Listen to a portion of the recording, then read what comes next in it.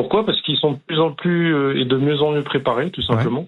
Ils ils savent comment on fonctionne. Ils se doutaient sûrement qu'on allait arriver à effectif réduit, parce que plus ça va, plus on a effectif réduit. Et puis eux, ils étaient en nombre. En général, ils cachent leur visage. En général, ils sont gantés, préparés, comme s'ils allaient accueillir des adversaires, en fait. Et donc du coup, ils se préparent, ils nous attendent. C'est malheureusement quotidien aujourd'hui sur toute la France. Ça veut dire qu'ils étaient en train de tourner, la police est intervenue donc pour mettre fin à ce tournage, et eux, ils étaient préparés en fait. Eux, ils attendaient les policiers. Toujours. Ils savent très bien qu'ils déclarent pas parce qu'ils vivent avec leurs propres règles dans certains quartiers, je dis bien. Ils se posent même vivent pas avec la question. leurs propres règles. Là où, comme vous disiez tout à l'heure, vous parliez des honnêtes gens ou les honnêtes entrepreneurs qui veulent s'en sortir, ou les honnêtes producteurs qui viennent des fois de quartiers difficiles qui eux sont un peu plus honnêtes et essaient de s'en sortir. Eux, ils auraient fait une déclaration. Eux, ils font pas de déclaration, donc ils savent qu'ils sont dans l'illégalité. Donc ils savent que forcément les forces de l'ordre vont se déplacer sur place. Et là, ils vous attendent. Et puis des fois même, je serais pas surpris si dans le clip, au final, quand il va sortir, il y aura pas cette vidéo-là parce que c'était peut-être prémédité. C'est fort probable même ce que vous dites. Ça, c'est sûr. Partie du clip et du tournage. C'était dans leur. À mon avis, c'était effectivement ils l'ont peut-être même anticipé. Vous voyez. Les images qu'on a pu voir sont extrêmement violentes. Oui, les images sont extrêmement violentes, mais malheureusement, je suis désolé, mais on y est habitué en fait. Ouais. Ce qui choque les gens, c'est parce qu'aujourd'hui, avec les réseaux sociaux, on filme. Pour certains de ces individus, même, c'est devenu un passe-temps. C'est devenu même le policier ou le gendarme devient le fait d'attaquer ou de s'attaquer aux forces de l'ordre. C'est comme un trophée pour certains quartiers et dire voilà, nous on fait ça, voilà comment on les accueille. Forcément, une bande rivale, alors qu'ils nous considèrent comme une bande rivale. Ouais. Ils savent que nous, nos pouvoirs répressifs sont limités. Parce que c'est pas avec un lanceur de balles de défense à un coup que vous allez riposter contre des mortiers contre 50 individus qui ont certains des mortiers qui tirent du 380 coups. Donc vous comprenez que c'est un peu disproportionné au niveau du rapport de force. Il y a 2 de vos collègues, Reda Belhaj, qui sont blessés. Oui, 2 collègues à moi qui sont blessés, oui. Dans quel état est-ce qu'ils sont là actuellement ? Est-ce que vous avez eu des nouvelles ? Non, écoutez, je pense qu'ils ont été. Je vais pas vous cacher que j'ai pas eu de nouvelles directement, mais de ce que m'ont dit mes collègues de Seine-et-Marne, les blessures sont légères et puis ils ont repris leur service comme on fait d'habitude en fait.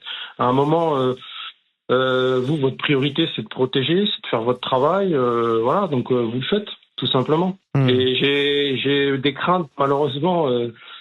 Pour le 31 décembre, parce que comme vous le savez, l'année dernière, le 31 décembre a été entre guillemets à peu près calme. Il y a eu des violences urbaines, mais il y avait eu les émeutes de la Fernaille. Du coup, les individus avaient moins de stock de mortiers. Et là, les craintes qu'on a au niveau des forces de l'ordre, c'est que là, du coup, ils ont été réapprovisionnés. Et donc, on s'attend à quand même pas mal de tirs de mortier sur ce qui est le sport national des délinquants, le tir au mortier sur les forces de l'ordre. Gauthier sur le rôle des filles dans la violence. On a même vu sur certains plateaux des images où le slogan, je vais appeler ça un slogan, malheureusement, la police tue, on le voyait dans certains quartiers, pendant certaines attaques, pendant certaines émeutes.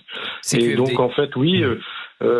après, je veux pas être poursuivi pour diffamation, mais je peux vous dire que certains députés d'extrême gauche sont en contact avec les quartiers et influencent verbalement et discrètement, parce que nous aussi, les policiers, on n'est pas bêtes, on a encore des policiers de quartier, on sait ce qui se passe. Ça veut dire quoi ? Ça veut dire ça, dénoncer. Évidemment qu'il y a des liens entre évidemment, sans citer de nom, il y a des relais, évidemment. Comment est-ce que ça fonctionne exactement ? Expliquez-nous pour qu'on comprenne, pour que les auditeurs comprennent. Certains députés influencent d'extrême gauche, influencent dans les quartiers, sont en contact, ils disent ce qu'il faut faire, ce qu'il faut pas faire, quand il faut le faire, quand il faut arrêter de le faire. Voilà, c'est tout. C'est où les monarques ? Je ne serai pas poursuivi pour diffamation, je ne dirais pas où, comment, mais je peux vous garantir que c'est le cas en tout cas. Ouais, voilà, vous connaissez après, au niveau du budget, sur le terrain. Au niveau du budget, alors oui, il y a eu cette loi d'orientation, mais aujourd'hui, on est en plein dedans dans le budget. Moi, je peux vous dire une chose.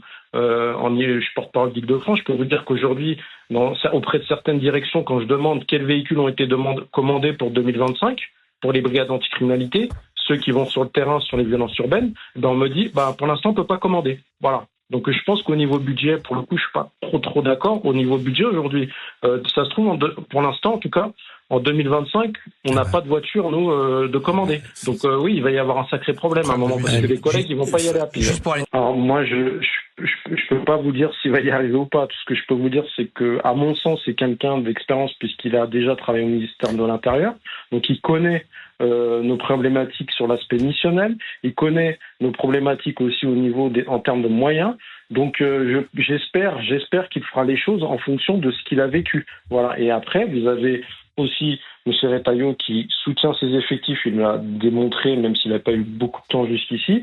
Et puis, ils ont une politique de soutien, en tout cas, aux forces de l'ordre pour aider à solutionner cette problématique de violence, de délinquance. Et justement, nous, on est pour ces peines courtes.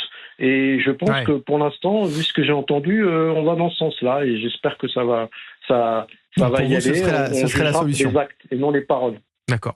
Très bien. Merci beaucoup, en tous les cas, Reda Bellage, d'avoir été avec nous. Je rappelle que vous êtes porte-parole Île-de-France du syndicat de police Unité. Merci.